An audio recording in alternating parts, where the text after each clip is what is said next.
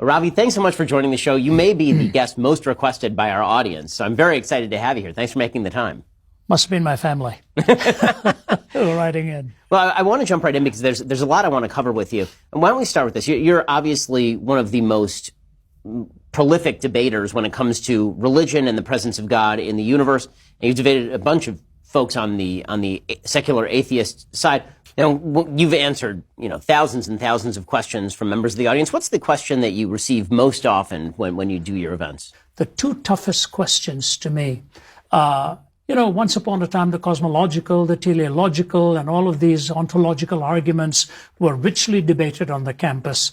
But now they are more culturally sensitive issues that are raised. However, the one thorn in the side of the theistic framework is the problem of evil, the problem of pain, the problem of suffering.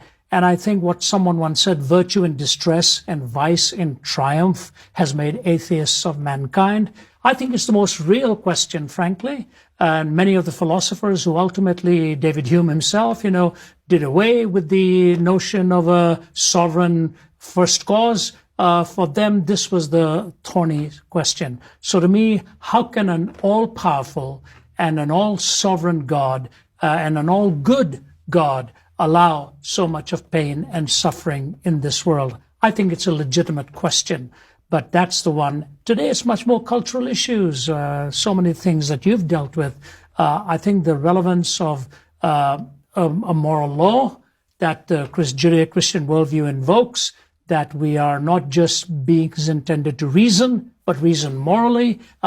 Those are the debates, I think, the two issues, and I think they are connected. So let's talk about the problem of suffering and pain. Okay. Obviously, there have been a bunch of religious thinkers who have taken this on. It's always puzzling to me when you hear secular humanists and atheists suggest that it's a revelation that this is a problem for religious thought. Obviously, it's been a problem for religious thought since the very beginning. What do you think is the best answer to that very difficult question? Well, Job is the one who wrestled with it the most.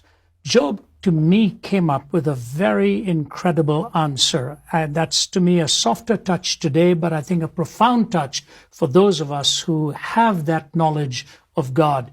To him, when he said, I had heard of you by the hearing of my ear. Now I have seen you, I abhor myself, and I'm horrified, and he repented.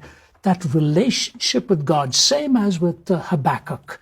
They struggled with these issues, but that divine encounter gave them a pair of eyes so that they could see to the problem from a very different perspective. God is, God acts, God changes. That's what Habakkuk came up with, the actuality of God in distinction to atheism, the eventuality of his working in distinction to deism, and the eternality of his perspective in distinction to pantheism. So the question itself is well answered within the Judeo-Christian worldview. But I think as a culturally relevant apologist, this is the way I deal with it, Ben. And I found it to be quite effective because the wheels start turning. I was at the University of Nottingham years ago when it was first thrown at me.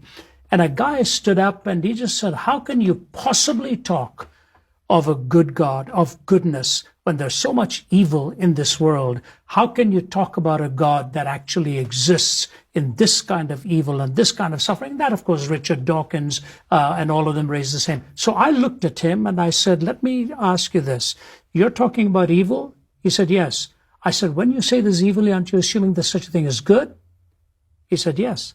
I said, when you say there's such a thing as good, aren't you assuming there's such a thing as a moral law by which to distinguish between good and evil? He paused for a moment on that one, and then I referenced him to Bertrand Russell's debate with Copleston, in which Copleston looked at Russell and said to him, how do you differentiate between good and bad? And Russell said the same way I differentiate between blue and green. And Copleston said, but wait a minute. You differentiate between those colors by seeing, don't you? He said, yes. He said, how do you differentiate between good and bad, Mr. Russell? He paused and he said, on the basis of my feeling. What else? I think that was the weakest point of Russell's debate. So when I looked at him, he said, all right, I will agree to you that there is a moral law, the basis of which to differentiate between good and evil. I said, evil, therefore good. Good, therefore a moral law, the basis of which to differentiate between good and evil. I said, but if you posit a moral law, you must posit a moral lawgiver, but that's whom you are trying to disprove and not prove. Your whole point is invoking a moral law, which you cannot invoke without a moral lawgiver. So your problem of evil actually disappears with the false assumptions that you're making. Do you know, Ben, he paused and he looked at me and he said, what then am I asking you? I was with William Lane Craig, whom you had on your program.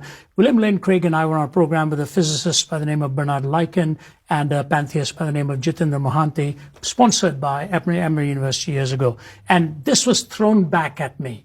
Why do you need to posit a moral lawgiver? All right, we'll grant you there is this abstract moral law. Why do you need to posit a moral lawgiver? And my answer is this, Ben.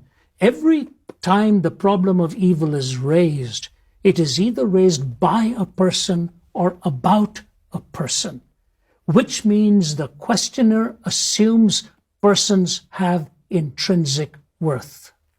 And that is an assumption they cannot make in a random evolutionary universe with no primary mind and personal being as our creator. So if we have the random collocation of atoms, how do we attribute essential worth to ourselves? So the person component is vital to the question. And so the moral law needs a moral lawgiver if persons are to have essential worth. So to me, the problem of evil when it is raised is a self-stultifying problem, because it has to assume a framework that it cannot arrogate to itself in a random universe without personal value.